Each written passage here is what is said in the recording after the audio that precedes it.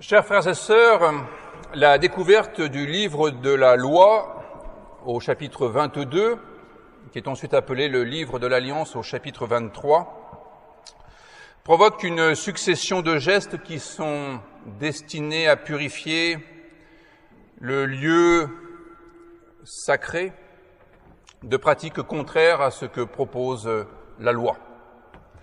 La loi, c'est-à-dire la Torah. On jette tout un tas d'accessoires hors du temple, et je crois qu'ici il y aurait de quoi faire. On supprime des prêtres qui ont été institués par les rois de Juda. J'ai traduit par prêtraille parce que ce n'est pas le terme Kohen qui est habituellement utilisé, mais un terme péjoratif. Et on détruit la maison des prostituées sacrées.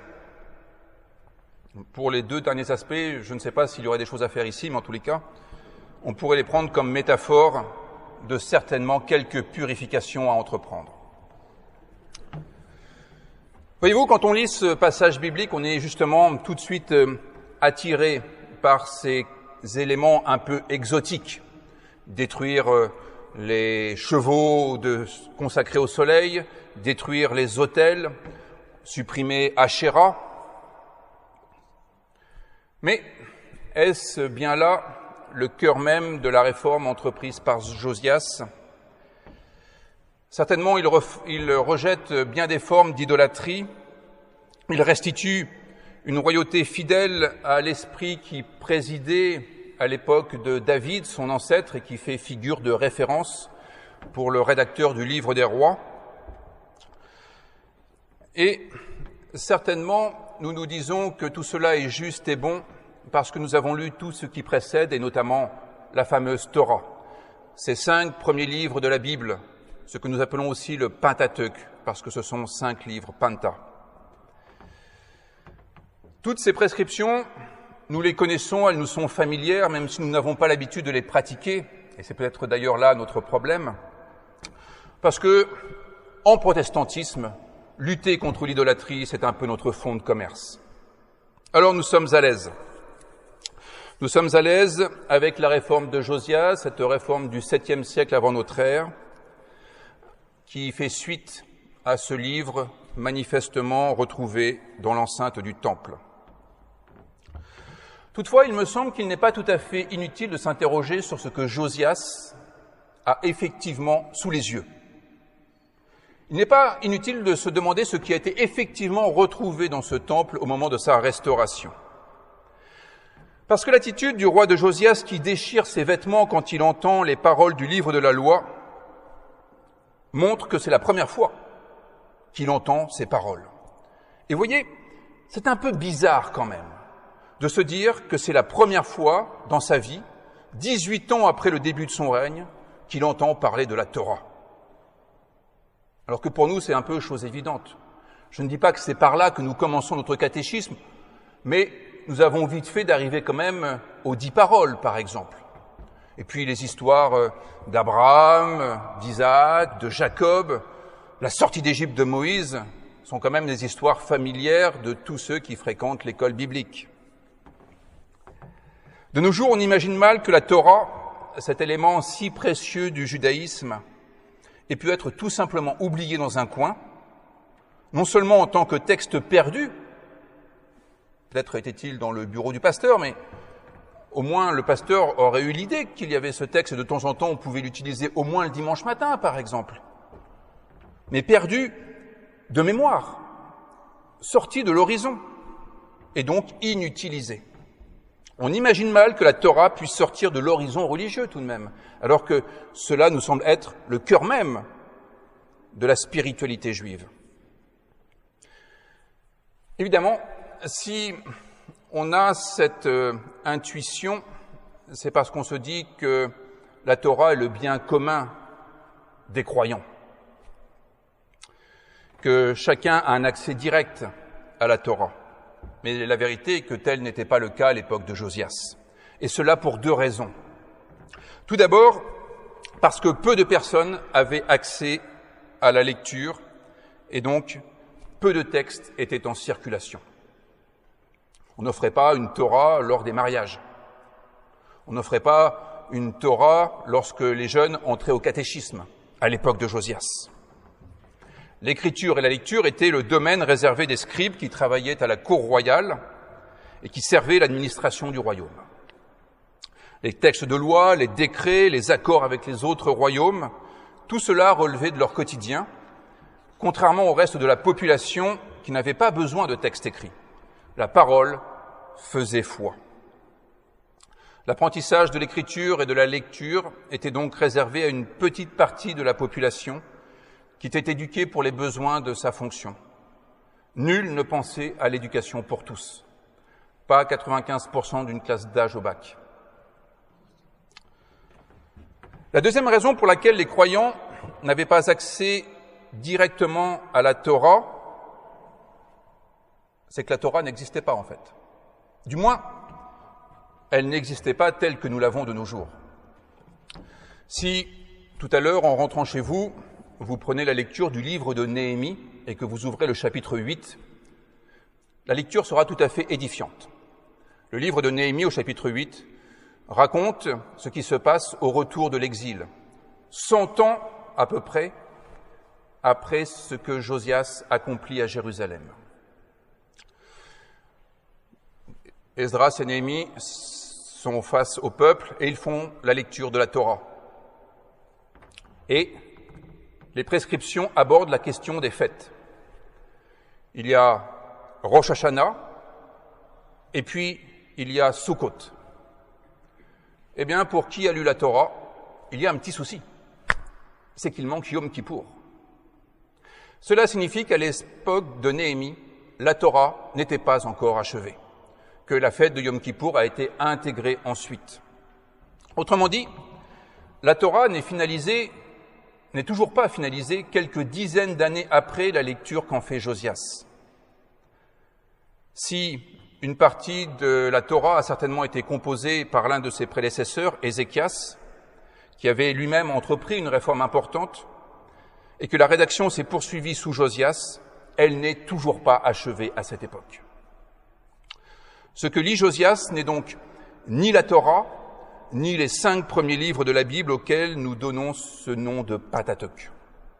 Ce n'est pas le début de la Bible au sens de ce recueil de textes que nous avons de nos jours, dans une édition bien lisse, juste, mais qui n'est pas celle qui était disponible à l'époque de Josias. Ce que lit Josias, ce sont des textes rédigés par des scribes de la cour royale, textes destinés à aider les rois dans leur gouvernance. Et à ce moment de l'histoire du peuple hébreu, la Torah était un texte pour la cour, pas pour les croyants. Probablement était-ce une version primitive de ce que nous appelons, nous, le livre du Deutéronome. C'était un texte pour enseigner l'art du gouvernement, pas un texte pour apprendre à être un bon croyant. Ceci pour dire que nous devrions toujours être humbles quand nous faisons de nos textes bibliques des armes de rectification doctrinale pour remettre les croyants dans le bon chemin du dogme. Un regard affûté sur les textes bibliques révèle que l'histoire de leur rédaction confirme que la Bible n'est pas tombée du ciel, qu'elle n'a pas été écrite en une seule fois et par une seule personne, mais aussi qu'elle n'a pas été écrite pour servir de norme à laquelle il faudrait se conformer. La Bible est le recueil des tentatives de différentes personnes à différentes époques qui se sont efforcées de partager leurs réflexions sur la vie et de faire prévaloir leurs convictions, qui étaient d'ailleurs parfois en contradiction les unes avec les autres. Et dans le livre de Samuel, dans les livres des rois, il n'est pas rare de voir même des rectifications. Il y a des courants qui sont pro-monarchistes et des courants qui sont anti-monarchistes. Et les deux sont ensemble. Et il faut garder les deux ensemble. Parce que, pour eux, la monarchie n'est pas non plus le point ultime de leur réflexion. Ce sont des éléments de leur contexte historique qui leur permettent de penser plus loin et de penser Dieu, pour reprendre le terme qu'ils emploient dans ces textes. Ceci pour dire que la Bible est elle-même un travail de réforme permanente et que le drame serait de maintenir la Bible en l'état, de faire un objet définitif. Par couches successives, des scribes ont proposé leur analyse de la société israélite. Ils ont proposé une manière de penser la vie en fonction de cet idéal nommé Dieu, et de parler de Dieu, de le caractériser, était pour eux une manière de faire évoluer la pensée de la population au fil des siècles. Et parfois, cela prenait un chemin inverse à ce qui avait été élaboré par le passé. Et cela ne posait pas de problème. Même le monothéisme a évolué au fil des siècles. Et certains textes ne sont pas monothéistes. Ils sont plutôt clairement polythéistes. D'autres sont énothéistes. Cela signifie qu'on l'on croit en un seul Dieu, tout en acceptant le fait qu'il y ait d'autres dieux pour d'autres personnes. Ce qui n'est pas un monothéisme strict, qui n'arrivera finalement qu'avec le prophète Ésaïe. Ceci pour dire que le travail des amoureux de la Bible n'a jamais été de conserver pieusement la lettre du texte. Et d'ailleurs, si vous vous intéressez aux différentes variantes des textes bibliques, vous verrez que le texte hébreu, le texte massorétique que nous avons, sur lequel est traduit cet exemplaire de Louis II, est en fait postérieur à la traduction grecque des Septante pour certaines parties. Ainsi, il ne s'agit pas de maintenir en l'état ce texte, il s'agit de l'ouvrir, de l'interpréter, de le faire vibrer, de lui donner du sens pour le quotidien, d'en faire un compagnon de route qui repère les dangers de l'existence et qui rappelle les voies qui conduisent à une vie un peu plus juste, parmi d'autres raisons valables de s'intéresser au texte biblique. En tous les cas, cet épisode de la réforme de Josias, lu au regard des autres textes bibliques, devrait nous enjoindre à ne jamais faire une lecture fondamentaliste du texte biblique. Car la rédaction, elle, n'est pas fondamentaliste. Alors si nous voulons être fidèles à l'esprit des rédacteurs et à l'esprit des communautés religieuses qui ont rassemblé ces textes et ont décidé quel serait un texte de référence en matière de foi, nous sommes plutôt appelés, nous-mêmes, à être fidèles à cet esprit de réforme permanente. Venons-en maintenant à la réforme proprement dite. Dans le cas de Josias, compte tenu de ses indications à caractère historique, en quoi consiste la réforme qu'il engage ? Il me semble qu'avant d'être le rejet de l'idolâtrie, de la prêtraille et des prostituées sacrées, la réforme de Josias, c'est la démocratisation du sacré. Le fait que le roi fasse la lecture de la loi devant tout le peuple, du plus petit jusqu'au plus grand, est une chose proprement inédite. Cela indique que le roi ouvre les portes du temple et offre au grand public ce que le temple contenait de plus précieux, ces paroles de l'alliance qui régissent la conduite du roi. C'est un geste profanateur au sens strict. Il n'y a plus d'un côté une élite qui garderait jalousement le contenu le plus précieux et de l'autre, devant ce sacré, nous, le peuple, un peu dans l'obscurantisme, un peu dans l'ignorance. Par ce geste profanateur, Josias rend chacun capable de se confronter à l'organisation royale et capable de se confronter à Dieu, qui est le principe organisateur de la société israélite. L'organisation de la vie n'est plus seulement l'affaire de quelques-uns. Josias rend publique la chose politique et la chose théologique qui la fonde. Et avec une petite forme d'anachronisme très légère, c'est le principe même de la République qui est en jeu ici, de faire en sorte que la chose politique soit dans le domaine public et non réservée à une oligarchie, par exemple, ou à une aristocratie, ou à une cléricature. Ainsi, la maison de l'Éternel, le temple, n'est plus l'affaire de quelques-uns. Par exemple, les pasteurs ou les conseillers presbytéraux. Le temple, qui symbolise le principe fondateur de la société de l'époque, ce n'est plus encore tout à fait le cas, mais rien ne dit que ça ne reviendra pas avec le temps. Eh bien, le temple devient l'affaire de tous. Pourquoi? Parce que justement, Josias dégage tout le religieux du temple. Et du coup, le temple peut redevenir l'affaire de tous, y compris de ceux que le religieux effraie ou répulse. Parce que, à la place du religieux, ce sont les paroles d'alliance qui sont offertes à tout le peuple.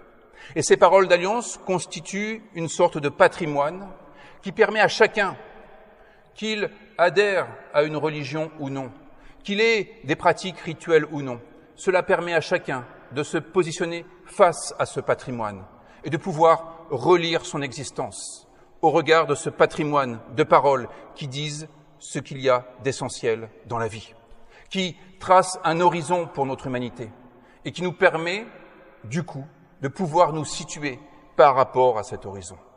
Non pas nous imposer une voie particulière, mais nous donner l'occasion de reprendre notre existence pour lui donner du sens et la réorienter quand cela est nécessaire. Avec Josias, nul n'est censé ignorer la loi. Il est vrai qu'à cette époque, elle n'était pas aussi élaborée que ce qu'elle est de nos jours. Mais avec Josias, chacun est partie prenante du pacte, j'allais dire du pacte social, du pacte spirituel aussi, ce qui donne du sens et une orientation à la communauté d'existence. Avec Josias, ce n'est pas simplement une ouverture des droits à la parole pour chacun, un droit à la revendication. Cette démocratisation de la Torah conduit à placer chacun devant les exigences de la Torah, à placer chacun devant les exigences de la vie divine, se tenir devant Dieu, ce qui fut aussi l'une des grandes opérations de Martin Luther, se tenir devant Dieu. C'est l'occasion de se placer non pas face à son intérêt personnel, non pas face à son intérêt de caste, non pas face à quelques petits systèmes de fidélité, mais face à ce qu'il y a de plus ultime, pour que notre vie soit pensée à la hauteur de cet absolu, de cet idéal de vie que les rédacteurs bibliques nomment Dieu. Chacun devient donc responsable de ce qu'il fait et de la perspective de vie qu'il déploie au regard de ce que propose la Torah.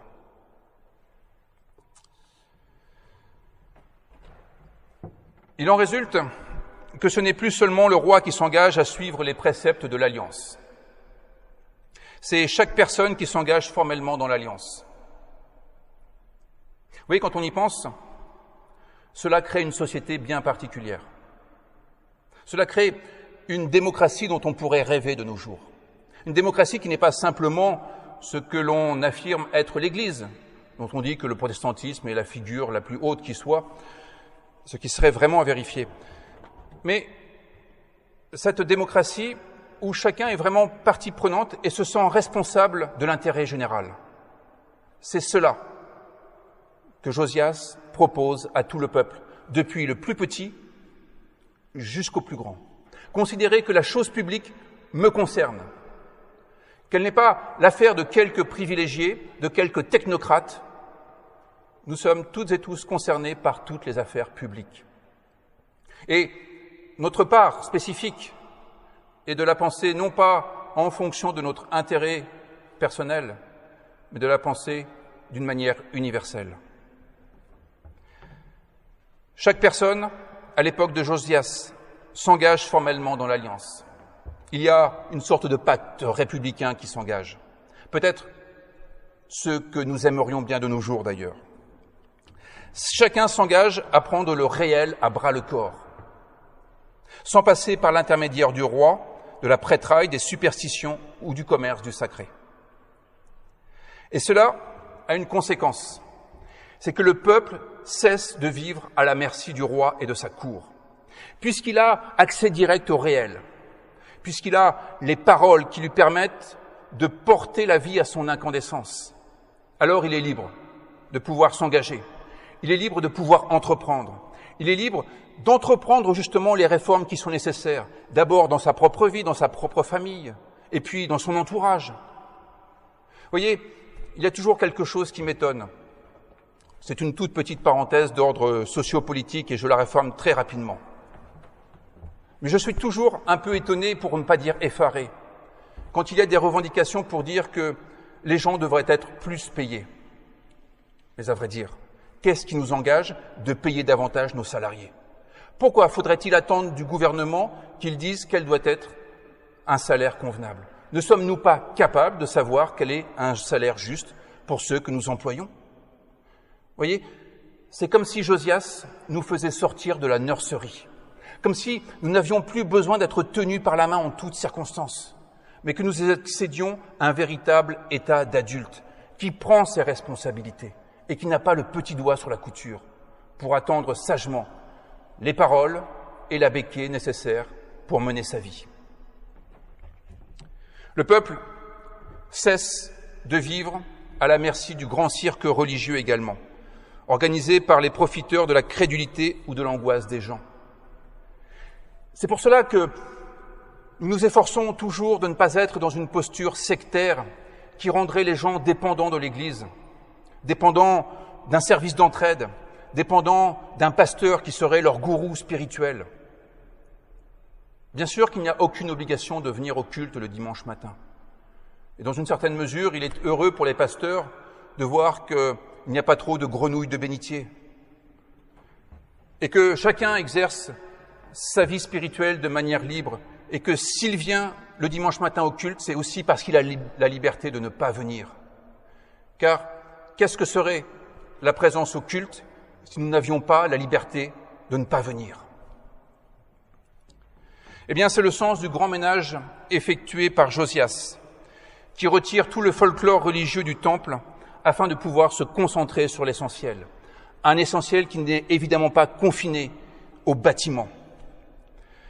C'est un effort de centralisation qui, dans le récit, est représenté géographiquement sur Jérusalem. Mais ce n'est ni Jérusalem, ni le temple qui compte vraiment. C'est ce que nous mettons au centre de notre vie. Et là encore, le geste de Martin Luther est intéressant, qui est de replacer le Christ Jésus au cœur de la vie du croyant. C'est-à-dire d'en faire l'axe à partir duquel nous pouvons trouver un équilibre dans la vie. Se recentrer sur l'essentiel. N'est-ce pas aussi ce que l'un de ses successeurs, le pasteur Dietrich Bonhoeffer, disait quand il reprochait à bien des croyants de toujours penser aux marges de la théologie, alors qu'il consisterait d'abord à penser le centre, le Christ Jésus. Alors cet effort de centralisation, c'est se recentrer sur l'essentiel pour retrouver individuellement le courage d'être au milieu d'un environnement qui semble parfois hostile, au milieu d'une population qui a de quoi être déstabilisée de nos jours par les événements qui mènent forcément à une forme de courage et parfois de résignation. Eh bien, ce courage d'être, qui est d'abord celui de Martin Luther, qui se tient devant une religion hostile, devant un empire qui ne lui est pas favorable, mais qui a sa conscience pour lui, une conscience qu'il a forgée à la lecture méticuleuse des textes bibliques et à cette prière inlassable qui lui donne cette consistance qui fait qu'il ne recule pas à la diète et qu'il fera valoir ses convictions parce qu'elles ne valent pas moins que celles des synodes, des conciles, du pape ou de quelque président que ce soit. Voilà ce que rend possible Josias. Il rend les termes de l'alliance accessibles à tous. Cela signifie que nous sommes toutes et tous équipés pour nous lancer dans la vie. Bien sûr, nous avons encore des choses à apprendre, des choses un peu techniques. Nous avons besoin de nous enrichir du savoir qui nous permettra d'être le plus libre possible pour mener l'existence la meilleure à nos yeux. Mais ce que Josias rend possible, ce n'est pas simplement un effort démocratique, ce n'est pas seulement les bases d'une république, c'est le principe de la responsabilisation individuelle. D'ailleurs, sur le plan archéologique, cela correspond au moment où l'on se met à retrouver des objets sur lesquels sont inscrits les noms de leurs propriétaires. La propriété privée coïncide avec cette conception de l'individu qui rend possible la liberté et la responsabilité individuelle. Cela signifie qu'à cette époque, être israélite, ce n'était plus être anonyme dans le grand tout hébreu. C'était prendre sa part dans l'écriture de l'histoire du peuple hébreu. Faire face au réel, sans passer par les filtres, pour inventer personnellement les réponses nécessaires aux défis de l'époque. Eh bien, c'est ce que firent les réformateurs du XVIe siècle, qui retrouvèrent eux aussi le livre de l'Alliance, non pas sous la forme que le clergé avait sous les yeux à l'époque, c'est-à-dire la Vulgate, la traduction latine des livres bibliques. Ils retrouvèrent l'hébreu et le grec, et c'est face à ce réel-là, face au texte biblique plutôt qu'à la tradition de l'Église, que Luther retrouva le sens du salut par grâce seule, au moyen de la foi. C'est par cette redécouverte des textes dans leur langue originale que ce qui avait été rendu possible par les travaux des humanistes trouva avec Calvin une forme d'ampleur nouvelle, lui qui permit de retrouver la grandeur de Dieu plutôt que la grandeur de l'Église. C'est par cette redécouverte des textes bibliques dans leur intégralité, et non à travers la sélection qu'en faisaient les chefs de l'Église d'alors, que quelqu'un comme Zwingli fut en mesure de développer une interprétation des textes qui évitait à la prédication d'être une paraphrase inutile ou un endoctrinement délétère. Et voyez-vous, ce qui est heureux dans le protestantisme, c'est que la réforme ne s'est pas arrêtée au XVIe siècle. Il est heureux que cet esprit de réforme se renouvela au XVIIe, au XVIIIe et au XIXe siècle, pour arracher la foi chrétienne dans son expression protestante à la mainmise des réformateurs du XVIe siècle, qui avaient l'ambition, bien légitime, on le comprend, de graver la théologie de leur maître dans le marbre. Et on oublie trop souvent la part essentielle des Jean-Jacques Rousseau, Friedrich Schleiermacher, Adolf von Harnack, Ludwig Feuerbach, Ernst Troeltsch, pour n'en citer que quelques-uns, qui ont revisité les travaux de leurs prédécesseurs pour tenir compte des avancées des sciences, pour tenir compte des nouveaux regards que l'on pouvait désormais porter sur le monde, grâce à une connaissance plus précise du vivant, de l'univers. Et alors, ils se sont évertués à débarrasser la foi du fatras, qui est certes bien rassurant comme l'est parfois le fouillis chez nous, mais qui nous détourne de ce qui compte vraiment. Et je ne prendrai qu'un exemple pour illustrer cette nécessité de se recentrer sur l'essentiel, pour faire face au réel. La grâce. La grande découverte du protestantisme a été la grâce, le salut par la grâce. Et de nos jours, peut-on vraiment dire que c'est la grâce qui nous occupe au plus haut point? Je mets la faculté de théologie de côté parce qu'elle a quelques talents que nous n'avons pas toujours. Mais est-ce la grâce qui nous anime, nous, en Église, pour définir nos ordres du jour de réunion, pour déterminer les grandes lignes de notre vie en région? Est-ce la grâce qui nous oriente lorsque nous pensons notre manière d'être parents? Est-ce la grâce qui préside à notre manière de travailler, de nous comporter, d'entretenir notre tissu social? Est-ce la grâce que nous essayons de promouvoir dans l'organisation de nos activités, dans l'organisation de notre cité? Est-ce la grâce qui est un critère d'évaluation pour estimer la valeur d'une politique, la valeur d'un placement financier ou un choix stratégique? Est-ce la grâce qui éclaire les situations auxquelles nous sommes confrontés? Et quand nous parlons du protestantisme à nos amis ou à ceux qui sont un peu curieux du protestantisme, est-ce de la grâce que nous parlons ou est-ce du fait que nous ne croyons pas en Marie, que les pasteurs peuvent se marier, que nous sommes très libres et que les temples ne sont pas sacrés, que nous avons même des femmes pasteurs? Est-ce de la grâce que nous parlons en premier lieu lorsque nous voulons présenter l'expression protestante de la foi chrétienne? Nous sommes passés maîtres dans l'art du secondaire. Nous sommes passés maîtres dans l'art de l'accessoire.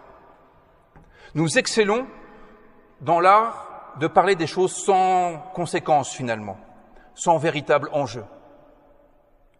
Mais, voyez-vous, nous avons ce vieux livre.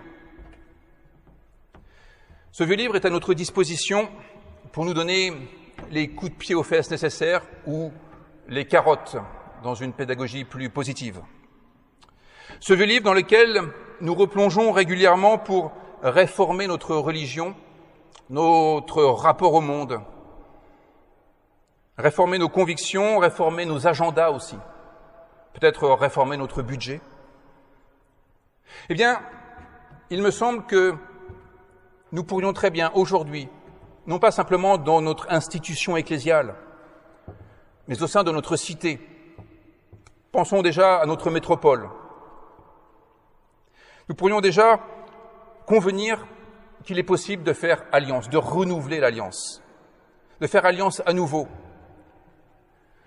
pour réinjecter de la grâce dans les relations humaines, dans les structures humaines, dans la façon de faire société, à défaut de faire Église. Ne serait-ce pas intéressant de reprendre la grâce comme cheval de bataille?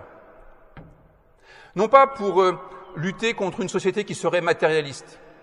Je ne crois pas que ce soit ça le véritable enjeu. Je crois que le véritable enjeu, c'est la société de l'échange, du don et de contre-don, qui pourrait être subvertie par la logique de la grâce. Nous pourrions très bien décider de répondre personnellement à l'exigence de la grâce dans toutes les circonstances de la vie et pour l'ensemble de la population. Nous pourrions fort bien considérer qu'il en va de notre responsabilité de réformer l'ordre des choses et d'injecter de la grâce au cœur des systèmes, des structures, des projets. Et face aux détracteurs, face à ceux qui nous rétorqueront que la vie est bien trop sérieuse pour qu'on s'intéresse à la grâce, à ceux qui nous rétorqueront qu'on ne nourrit pas des populations avec la grâce, faisons valoir que la grâce surabonde là où le désespoir et le découragement abondent. Et au fond, prenons leurs remarques au sérieux, y compris dans les domaines qui semblent les plus étrangers à la grâce, peut-être le monde de l'entreprise, peut-être le monde de la finance, et montrons à quel point le sermon sur la montagne peut être une bonne façon de diriger une entreprise. Montrons à quel point les béatitudes peuvent être une bonne manière de penser les placements financiers. Pensons aux investissements solidaires et responsables, qui sont déjà un premier pas en faveur d'une économie qui n'écrase pas l'homme.